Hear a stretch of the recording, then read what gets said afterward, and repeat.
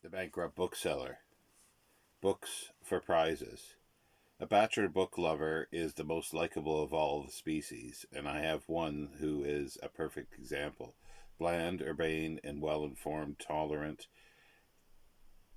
He is the kind of man I would wish myself to be were I not what I am. That guarded proviso is due to him as a matter of fact. He it was who told me of the story of the most wonderful of early trinities, the Scotsman, the Englishman, and the Irishman. The Englishman admitted that if he had not been an Englishman, he would like to have been born an Irishman. The warm hearted, generous son of Aaron was not to be outdone, and he handsomely admitted that if he had not been born an Irishman, his preference would be to be born an Englishman. The Scotsman sagaciously weighed up the merits of the case. He was agreeably disposed, but truth must come before politeness, for one brought up on the Psalms in the Shorter Catechism and porridge. He replied that if he had not been born a Scotsman, he would have wished to be born one. I therefore make my proviso and content myself with preferring to be what I am. My bachelor book lover tells me that he has two nieces and reminds me of Charles Lamb's opinion that nieces are the nicer. In fact, all male children should be drowned at birth. He wants his nieces to like books, and he told me that whenever they want a book badly, if they will write a personal letter to him explaining why they want the particular book, he will send it. But the letters must be clear and concise in their whys and wherefores. The elder miss demanded a Robert Louis Stevenson. She has Treasure Island and the Travels in the Seven Sevens, and she wants to have a complete set. Fortunately, I'm able to oblige my friend, but he has demanded, he tells me, as to the reasons. Next time he will want something more than manifestation of the spirit of the collector. He will want the expressed preferences of the critic. The other niece has asked for Simple Stories by Archibald Marshall. She likes the stories and her girlfriend has it.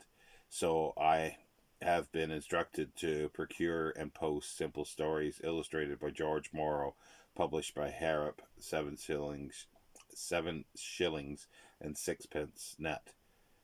It will be done. All that brought me to the problem of prizes for good boys and girls and for clever boys and girls. For good boys and girls, I sell Bibles and prayer books. An early drift to piety is not to be discouraged. There is a lot to be said for making these the first books which a child gets once he or she has got beyond the picture book stage in life. My own appreciation began early, and I am inclined to think that those who come to the Bible and the prayer book with matured minds miss a lot. The story of the prodigal son is a favorite story to John, age 7, and John, age 17. The lovely parables of the Good Shepherd should be sown on the young and innocent mind if the full meaning and deep comfort is to come with mature years have informed the intelligence. The life of Christ, there are several of them for children, belongs to the same commended catalog, including those which are illustrated. The Pilgrim's Progress ought to be the prize for a good boy or girl, but I am not so certain when I came to Don Quixote or the Arabian Nights. The fairy tales, Andrew Lang series, I always recommend, and with them every year there comes a host of competitors. It is a side of publishing which is well done. These prizes for good boys and girls. Prizes for clever boys and girls are rather more difficult, but I am never chary of recommending and selling any book, no matter how advanced. Thackeray, Dickens, Scott, George Eliot, Jane Austen, and the Brontes. Every clever boy or girl ought to know that if the reputation of cleverness is to remain with them, they must know something about these really clever people. They should get them early. They will love them late. Basil Blackwell, Oxford, published in 1927 a very instructive and stimulating book, which I sold for a prize, and which the donor has told me gave a definite distinction, direction to the life of to the winner. History has marked for her for her own, I believe.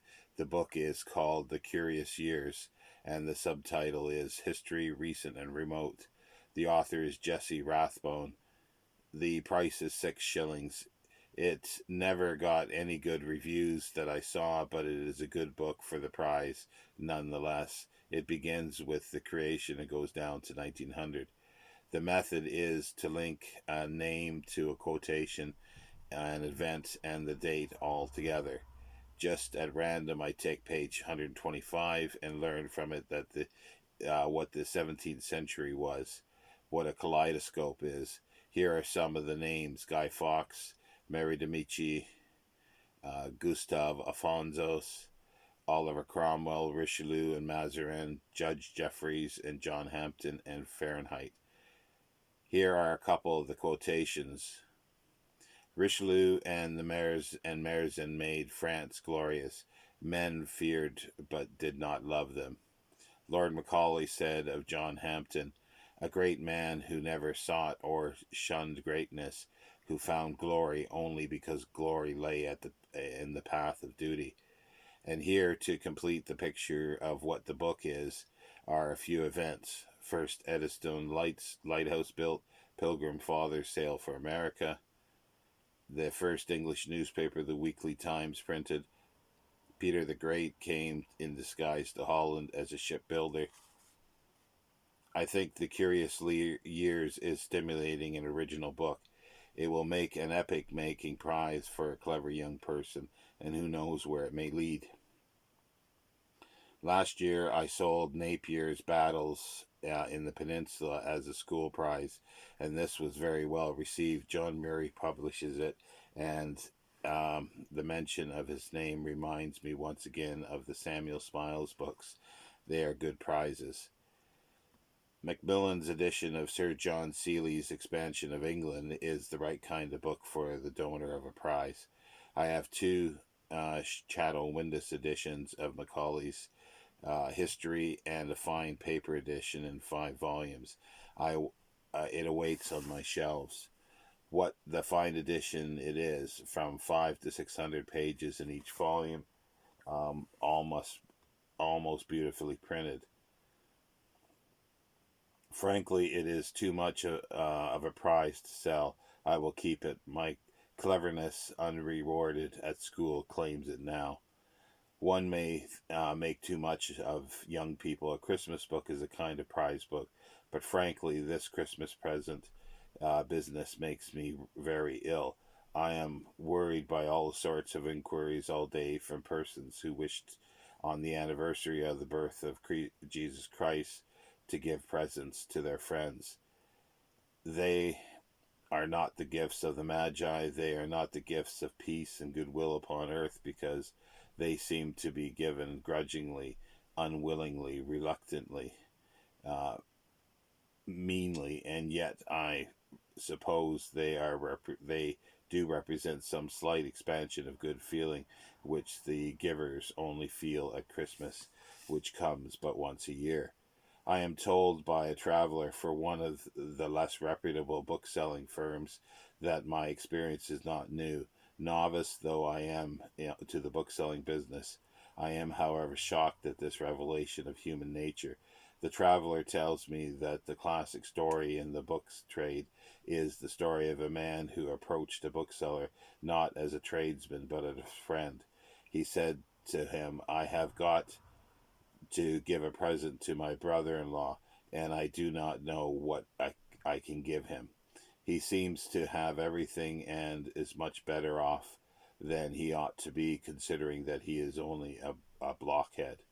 The bookseller was anxious to be helpful and said, his mind being on his trade, why not give him a book? A book? Said the would-be donor. A book? He repeated. Why, he has got a book. I laughed heartily in spite of all my Christmas troubles at this suggestion, but it is bitterly true. My small shop is packed with books, and my life is full, too full of books. But I do know how true it is. So many houses there exists as a symbol, perhaps one single book, which, having found its way there, remains an orphan to the end of its days. And so, in this muddy, dirty, depressing week which precedes Christmas, I must be careful. I must push my wares on the reluctant public too enthusiastically. I must not publish. I, I must not push my wares on a reluctant public too enthusiastically. I must remember the other things that the world already possesses. I must remember, too, that most people already have a book. Next little section, the white flag. Some days this book selling is very torture of the devil. Today has been such a day. I have done nothing right. I burnt myself with my aluminum kettle this morning. Two unpleasant and impatient demands for money were all that my morning post contained. A querulous old man has cancelled an order for a useless book without rhyme or reason, and I am landed with what I will be indubitably more bad but stock.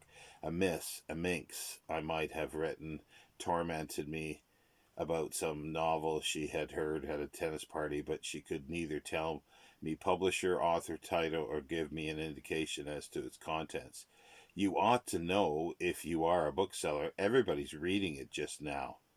Hell, the world defeats me, and my head is both bloody and bowed. My fighting spirit is dead. I wonder what it is really like in the workhouse.